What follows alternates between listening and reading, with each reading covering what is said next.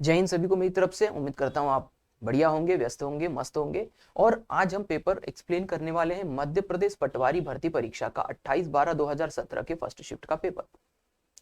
मेरी वॉइस यदि आपको कम आए तो प्लीज हेडफोन लगा लेना इस वीडियो में, क्योंकि मेरी तबीयत ठीक नहीं है, इस वजह से शायद आपको मेरी आवाज बहुत धीमी लगे, तो हेडफोन लगा लीजिएगा। अब प्रश्न करते हैं, लॉजिक समझिएगा।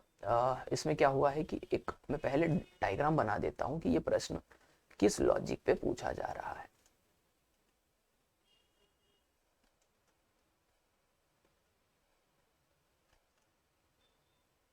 देखिए, मैं आपके सामने ये डायग्राम बना रहा हूं जो प्रश्न का आधार है।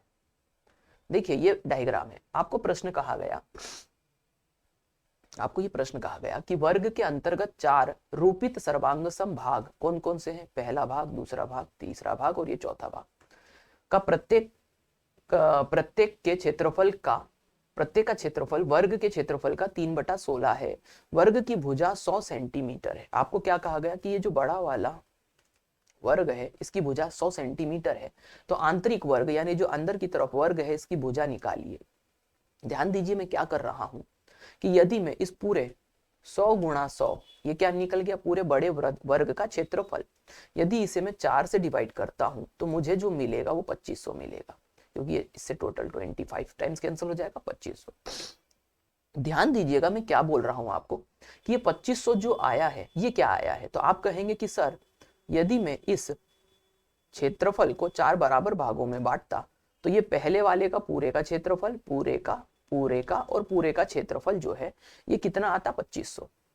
ध्यान दीजिए, जब मैंने इसको बांटा है तो ये जो अंदर की तरफ वाले छोटे छोटे हिस्से दिख रहे हैं, ये छोटे छोटे हिस्से मिल करके बराबर बराबर हिस्सा जो है हर एक वर्ग में से लेंगे। इस प्रकार से ये छोटे छोटे हिस्सों का जो मिल करके क्षेत्रफल बनेगा वो 2500 बनेगा। कैसे बनेगा फिर से समझ लो। यदि आप कंफ्यूज हो रहे हो तो मैं आपको फिर से एक बार बता देता हूं कि ध्यान दीजिए कि ये रहा जो मैंने कहा था क्षेत्रफल। अब इसमें मैंने क्या करा? 4 बराबर भाग लिए। अब इन 4 बराबर भागों का एक का क्षेत्रफल 2500 था। अब यदि मैं हर एक हिस्से से, ध्यान देना कि हर एक हिस्से से मैं एक बराबर क्षेत्रफल लेता हूं, तो ये जो एक हिस्से का क्षेत्रफल था, ध्यान देना, ये जो एक हिस्से का क्षेत्रफल था, ये जो एक हिस्से का क्षेत्रफल था 2500, ये अंदर वाला जो वर्ग बनेगा सभी के बराबर हिस्सों से लिया गया है, तो इसका क्षेत्रफल भी, अंदर वाले का क्षेत्रफल भी 2500 हो जाएगा। इस प्रकार से मैं कहूंगा कि अंदर वाले वर्ग का क्षेत्रफल 2500 है और उसकी भुजा जो है a स्क्वायर है, तो यहाँ पर a का जो वैल्यू आएगा वो 50 आ जाएगा। Option B is the right answer. उम्मीद करता हूं समझ गए होंगे। आगे बढ़ते हैं, नेक्स्ट क्वेश्चन करते हैं। नेक्स्ट क्वेश्चन है कि पॉल 1 मिनट में 30 शब्द टाइप करता है, तो 10.5 मिनट में कितने टाइप करेगा? बड़ा बेसिक सवाल है। 1 मिनट में 30 शब्द हैं तो 10.5, तो दोनों तरफ 10.5 का गुणा कर देंगे। तो यहां पर ध्यान देंगे कि ये दशमलव से ये जो 0 है ये कैंसिल हो जाएगा। 3 को गुणा करेंगे तो 3 5 15 और 3 एकम 3। ऑप्शन आ जाएगा बी, 315। नेक्स्ट क्वेश्चन करते हैं।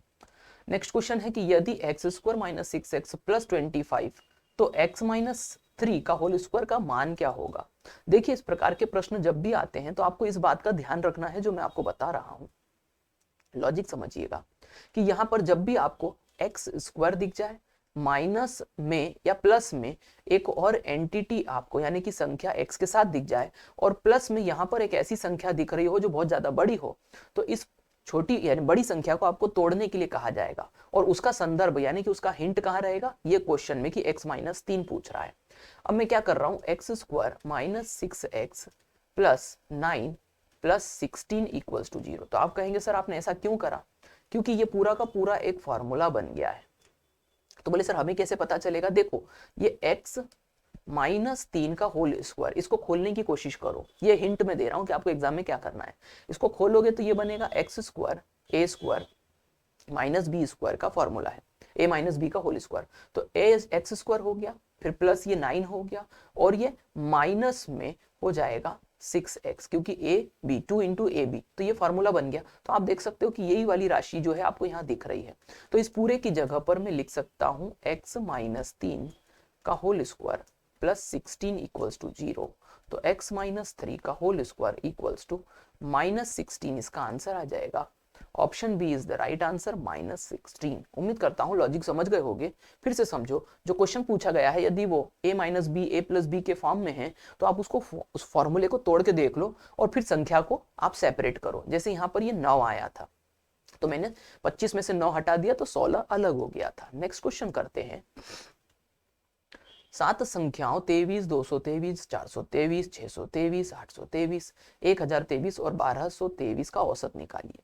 आपको ऐसा लगेगा संख्याएं बहुत बड़ी हो गई, लेकिन आप देखेंगे कि पीछे के 2 डिजिट से बनी संख्या 23 है और वो कितनी बार आ रही है, 7 बार। तो आप 23 को 7 से गुणा करोगे तो आपको पीछे की 2 संख्याओं का योग मिल जाएगा। अब आप आगे की संख्याओं का योग निकाल लीजिए। तो आगे क्या क्या बचा है, देखो यहाँ 1200, यहाँ 1000, यहाँ 800, यहाँ 600, यहाँ 400 और यहाँ 200। तो मैं सीधे सीधे जोड़ते चला जाता हूँ। तो 1200, 1000, यहाँ पर बचा था 800, यहाँ पर बचा था 600, यहाँ पर बचा था 400 और यहाँ पर बचा था 200। इस प्रकार से यदि आप इसको जोड़ोगे तो ध्यान देना 12 और 8 तो ये तो हो गया भाई 2000, है ना। उसके बाद में 600 और 12, 600 और 400 ये 1000 और ये 1000 तो ये हो गया 2000 और फिर 200 तो ये टोटल कितना हो गया 4200। आप नंबरों को अच्छे से देखोगे तो काम हो जाएगा। अब मैं क्या कर रहा हूं, ये 4200 प्लस 23 गुणा 7 यदि आप जोड़ोगे तो आपको इस संख्या का योग मिल जाएगा, क्योंकि 23 कॉमन। अब मैं क्या कर रहा हूं, 4200 को भी मैं क्या लिख सकता हूं, मैं लिख सकता हूं 600 गुणा में 7 प्लस 23 गुणा में 7, क्योंकि मैं 4200 को 6 सत्ते 42 लिख सकता हूं। अब मैंने ऐसा क्यों करा, क्योंकि टोटल संख्याएं कितनी है 7 और मुझे निकालना है औसत। अब आप ध्यान दो तो 7 ऊपर कॉमन है तो ब्रैकेट में बच जाएगा 600 प्लस 23 और बटा में 7, 7 से 7 कैंसिल हो जाएगा तो 623 इसका आंसर आ जाएगा। Option B. ये तरीका कैसा लगा कमेंट करके बताना, क्योंकि आपको नंबरों को ढंग से देखना है, काम हो जाएगा। आगे बढ़ते हैं, नेक्स्ट क्वेश्चन करते हैं। देखो थोड़ा सा दिलचस्प क्वेश्चन है कि वर्ग के प्रत्येक भुजा अंकित बिंदुओं पर त्रिभाजित है। त्रिभाजित यानी 3 बराबर भागों में विभाजित है। तो ये बाहर वाला वर्ग है और एक अंदर वाला वर्ग है और ये 3 बराबर बिंदु जो लाल बिंदु दिख रहे हैं ये 3 बराबर भागों में बटी हुई है। तो आपको कहा गया आंतरिक लघुत्तर वर्ग का बाह्य दीर्घतर वर्ग के क्षेत्रफल से अनुपात निकालो। मतलब कि अंदर वाले का जो क्षेत्रफल है बटा में बाहर वाले का क्षेत्रफल का अनुपात निकालो।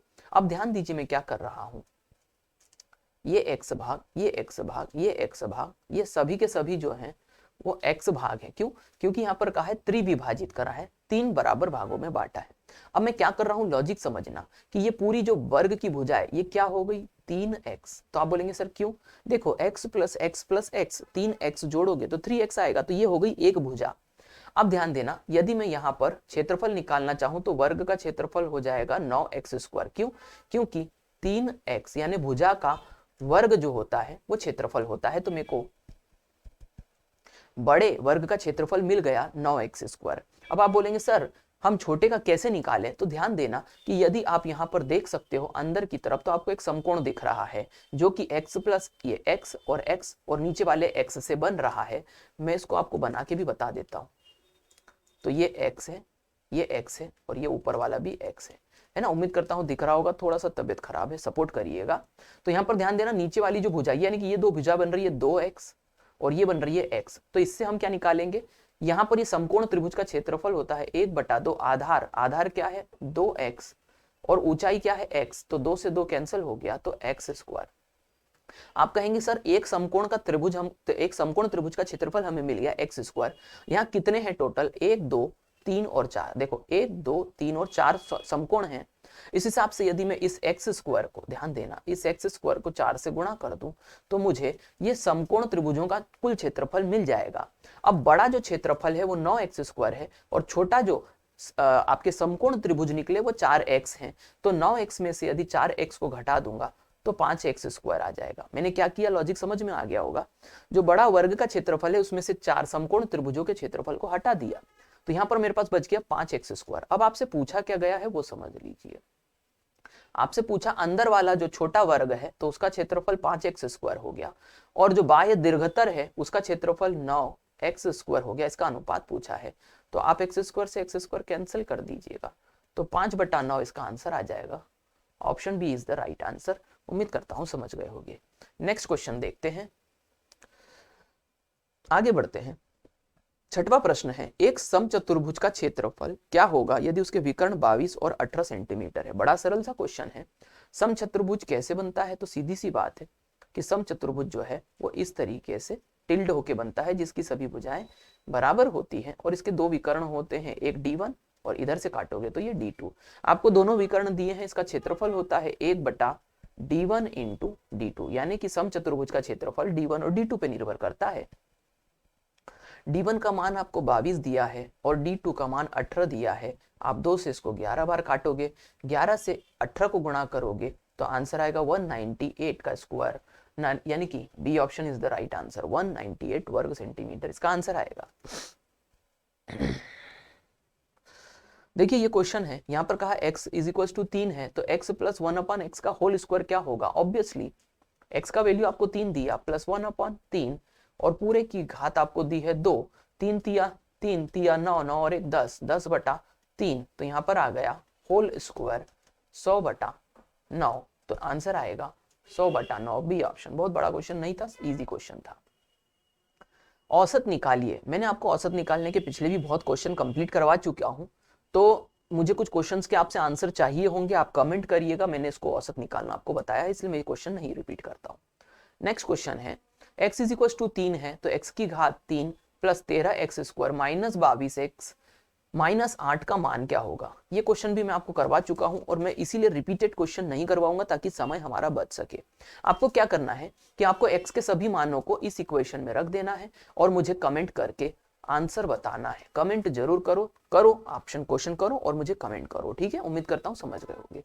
नेक्स्ट क्वेश्चन बताता हूं, जो काम का होगा मैं वही क्वेश्चन बताऊंगा। जैसे ये क्वेश्चन है, बहुत दिलचस्प क्वेश्चन है। आपसे कहा कि 11/37 के दशमलव निरूपण में 2017वीं स्थिति पर क्या होगा। 7, 2, 9 और उपयुक्त में से कोई नहीं। इसका मतलब ये हो गया कि आपको कैसे ये क्वेश्चन करना है। 11/37, पहले तो इसको दशमलव में बदल दीजिए। अब मैं क्या करता हूं कि इसको 110 करता हूं और 37 से डिवाइड करता हूं। तो भाई 110 से इसको कैसे डिवाइड करूं, तो यहाँ पर 0 दशमलव, पहले तो दशमलव क्यों लगाया, 0 की वजह से। मैं 37 से कितनी बार डिवाइड करूं, तो 37 दूनी, ध्यान देना 74 होता है, तो 110 में से मैंने 74 को माइनस कर दिया, तो यहाँ पर घटाऊंगा तो ये 6 आ जाएगा। 10 में से 7 गई तो 3 बच गया, एक 0 और लगाया। अब इसके बाद में मैं 37 का कौन सा पहाड़ा लूं, तो ये देखो 37 और 360, ऑब्वियसली मैं 9 बार पहाड़ा लूंगा। तो 37 को 9 से गुणा करा, नामी साथी 63 की 3 हासिल का आ गया 6, 9 तिया 27 और 6 33, 333 को मैं इसमें से घटा दूंगा, तो 10 में से 3 गई तो 7 बच गई, 5 में से 3 गई तो 2 बच गई और घट जाएगा। इसके बाद मैं फिर एक 0 लगाऊंगा और अब मैं कितनी बार डिवाइड करूं, तो ध्यान दीजिए ये 270 है, मैं 37 को कितनी बार डिवाइड करूं, तो 37 को मैं 7 बार डिवाइड करता हूं। 7 7 49 की 9 हासिल का 4, 7 या 21 और 4 25, तो यहाँ पर आ गया 259। और जब मैं 259 को 270 से माइनस करता हूं तो मेरे पास 11 बचेगा। और फिर मैं वही काम करूंगा कि 0 लगाऊंगा, फिर मैं वही काम करूंगा 0 लगाऊंगा और मैं देखता हूं कि पहली बार का 110 फिर आ गया।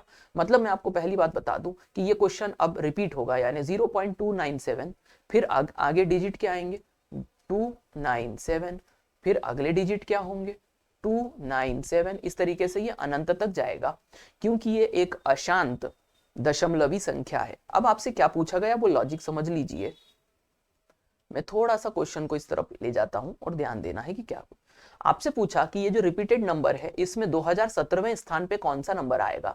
तो आप ये करिए, ध्यान दीजिए कि 2017 जो संख्या है इसको आप किससे डिवाइड कर दीजिए, 3 से। अब मैं इसमें भी आपको एक सरल कॉन्सेप्ट बताऊंगा कि बहुत सारे लोग इसको 3 से डिवाइड करेंगे। आप कहेंगे सर 3 से डिवाइड क्यों करें हम, क्योंकि ध्यान दो यहाँ पर 3 डिजिट रिपीट हो रहे हैं, इसीलिए जो संख्या आपको दी है 2017 उसको 3 से डिवाइड करना। यदि यहाँ पर 4 संख्याएं रिपीट होती तो हम 4 से डिवाइड करते। अब बहुत सारे लोग इसको काटेंगे, मैं काटूंगा नहीं, मैं इसको 3 से विभाजिता का नियम लगाऊंगा। 7 और 1 8, 8 और 2 10, 10 बटा में 3। अब 3 से 10 को डिवाइड करो तो यहाँ पर रिमेनिंग देखोगे क्या आएगा 1, 3 तिया 9 बचा 1, जो 1 बचा उस हिसाब से आंसर क्या आएगा 2। क्यों, क्योंकि दशमलव के बाद पहली संख्या 2 है। यदि यहाँ पर रिमेनिंग 2 आता तो आप 9 लगाते और यदि रिमेनिंग यहाँ पर 3 आता तो आप 7 लगाते। इस प्रकार से इसका सही आंसर होगा 2। उम्मीद करता हूं ये क्वेश्चन अच्छा लगा होगा, समझ में आया होगा कि रिपीट कैसे होते हैं। आगे बढ़ते हैं, नेक्स्ट क्वेश्चन करते हैं। अभी ए और बी की आयु का संबंधित अनुपात 2:3 है। 5 वर्ष पश्चात यह अनुपात 3:4 होगा। तो अभी ए और बी की आयु का योगफल क्या है? तो मैंने ये क्वेश्चन बहुत बार करवाया है। ये रहा ए, ये रहा बी, ये रहा 2:3। आपको 5 वर्ष बाद बोला है तो 5 वर्ष दोनों में लेकर जाएंगे और ये अनुपात हो जाएगा 3:4। पहले ऊपर का गुणा करोगे, 4 दूनी 8, 3 तिया 9, घटेगा तो 1 बचेगा, 5 चौक 20, 5 तिया 15, 1 बराबर 5। इस हिसाब से 1 बराबर 5, तो वर्तमान अनुपात 2:3 है। तो आप 3 के साथ 5 का गुणा करोगे तो 5 तिया 15 और 2 के साथ 5 का गुणा करोगे तो 5 दूनी 10। इस प्रकार से 10/15 ये अनुपात होगा। 5 से कटेगा 2 बार, 5 से कटेगा 3 बार, तो आंसर आएगा 2/3। और सॉरी, यहाँ पर मैंने बटा कर दिया, ये तो गड़बड़ हो गई। कोई बात नहीं, आप बोलोगे सर बटा नहीं पूछ रहा था, वो क्या पूछ रहा था? वो पूछ रहा था योग निकालो। कोई बात नहीं, हमने निकाल लेना है। 15 और 10 25, तो 25 साल इसका सही आंसर आ जाएगा। Option B is the right answer. Next question, अनुपात पूछता तो अनुपात निकाल लेते, है कि नहीं? आज थोड़ा सा ठीक है। देखिए, अब प्रश्न में क्या कहा गया कि अमित एक कार्य को 12 घंटे में करता है और बाला 18 घंटों में पूर्ण कर सकता है। अमित कार्य को आरंभ करता है और 4 घंटों के बाद में बाला उसमें शामिल हो जाता है। तो आरंभ से अंत तक कितने घंटों में काम पूर्ण हो गया? अब ध्यान दीजिए, A for Amit, B for Bala. Amit लेता है 12 घंटे, बाला लेता है 18 घंटे। इनका हम एलसीएम ले लेंगे, एलसीएम आ जाएगा 36। 36 कुल भाग काम है जो ए और बी को करना है, जिसमें से ए जो है वो 3 भाग काम करेगा, 12 तिया 36, और बी जो है वो 2 भाग काम करेगा, 18 दूनी 36। इस प्रकार से आप ध्यान दीजिए, सबसे पहले काम कौन करता है? तो 4 घंटे के बाद बाला आ रहा है, मतलब काम जो है वो अमित ने शुरू कर दिया था। और शुरुआती 4 घंटे में उसने काम कितना करा? तो 4 गुणा में 3, क्योंकि 1 घंटे में अमित 3 भाग काम करता है, तो 4 घंटे में 4 तिया 12। तो इसने ये 12 भाग काम खत्म कर दिए। तो कितने में से खत्म कर दिए हैं? 36 भाग कुल काम था, 12 भाग खत्म हो गए, तो यहां पर बचे कितने? 24 भाग। अब इस 24 भाग काम को दोनों साथ में मिलके करेंगे, तो दोनों 1 घंटे में 3 और 2 5 भाग काम करते हैं, तो 24 को आप 5 से डिवाइड कर दोगे, तो यहां पर आप काटोगे तो 4.4 इसका आंसर आएगा। अब आपसे पूछा क्या गया कि आरंभ से अभी तक में कितने घंटे काम हुआ? तो यहाँ पर 4 घंटे पहले काम हो चुका था और 4.4 घंटे बाद में हुआ है, तो जोड़ोगे तो 8 आएगा, 4.8। इसको आप काटोगे तो थोड़ी सी गड़बड़ हो गई, 5 से 24 को काटोगे तो 4.8 आएगा। इस हिसाब से 4 घंटे पहले काम हो गया, 4.8 बाद में हुआ, तो दोनों को जोड़ोगे तो आंसर आएगा 8.8 घंटे में ये पूरा काम समाप्त हो जाएगा। आगे बढ़ते हैं, नेक्स्ट क्वेश्चन करते हैं।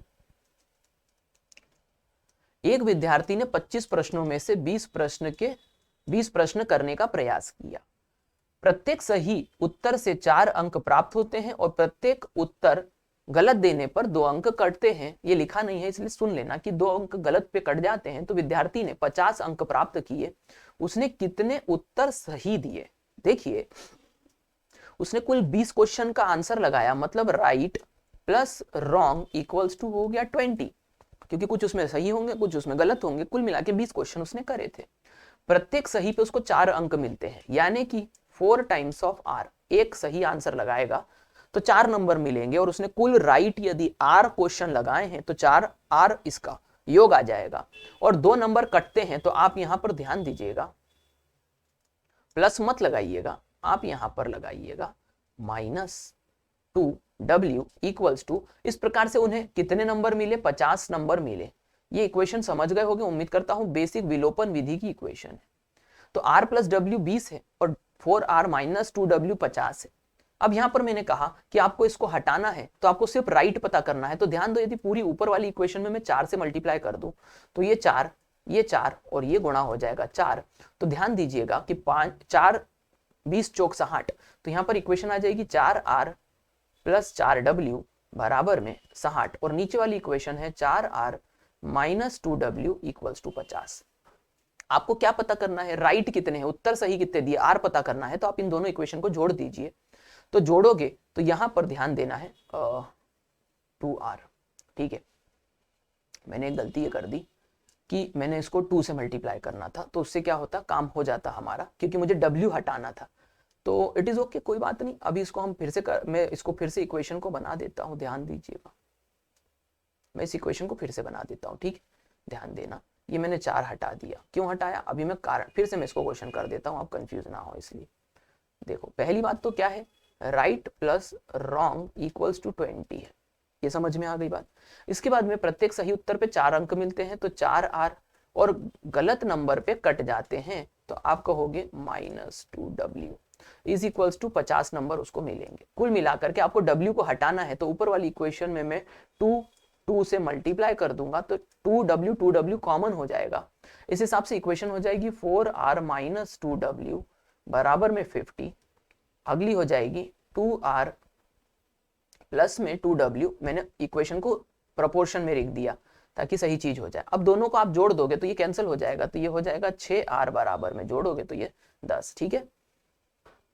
हाँ 50, उसमें सही उत्तर सही कितने थे, शायद मुझसे इसमें कुछ गलती हो रही है क्या,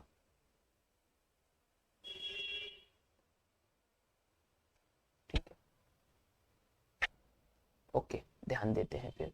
तो यहाँ पर उत्तर सही कितने थे, तो यहाँ पर R 4 और 2 6 हो जाएगा, 4 और 2 6, और यहाँ पर अच्छा जोड़ना है ना, तो ये 90 हो जाएगा।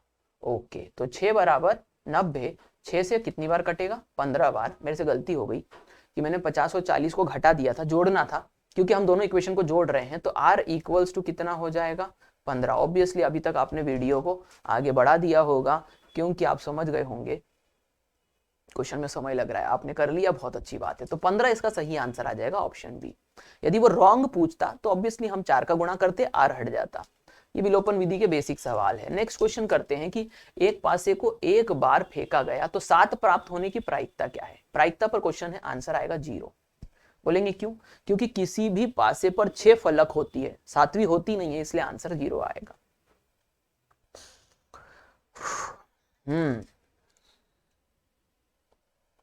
थोड़ा सा हाँ, आपके पास सुविधा है वीडियो बढ़ाने की, इस वजह से मैं थोड़ी सांस तो ले ही सकता हूं।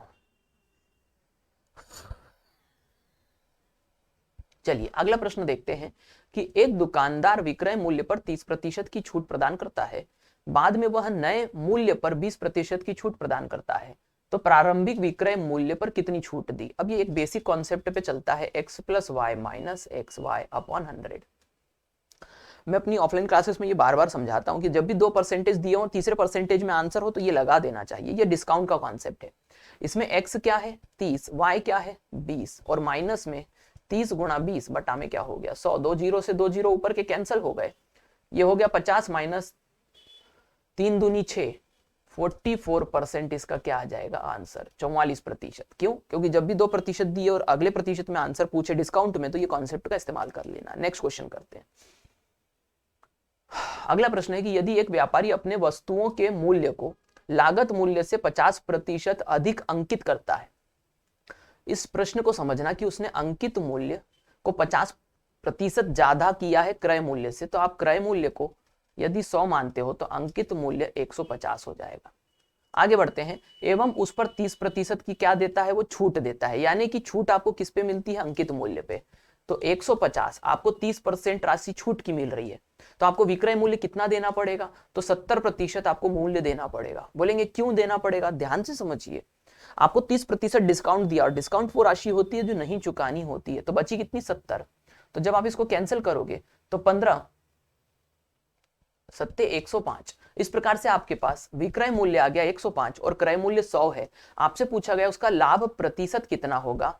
लाभ प्रतिशत होता है लाभ कितना हुआ, तो 105 में से 100 गया तो 5, और क्रय मूल्य बटे में और गुणा में 100, तो 5% इसका जो है वो सही आंसर आएगा, बी ऑप्शन। उम्मीद करता हूं समझ गए होंगे। मुझे 2 मिनट के लिए बैठना पड़ेगा। ओके, आप वीडियो आराम से बढ़ा देना, बिल्कुल मैं नीचे बैठा हुआ हूं।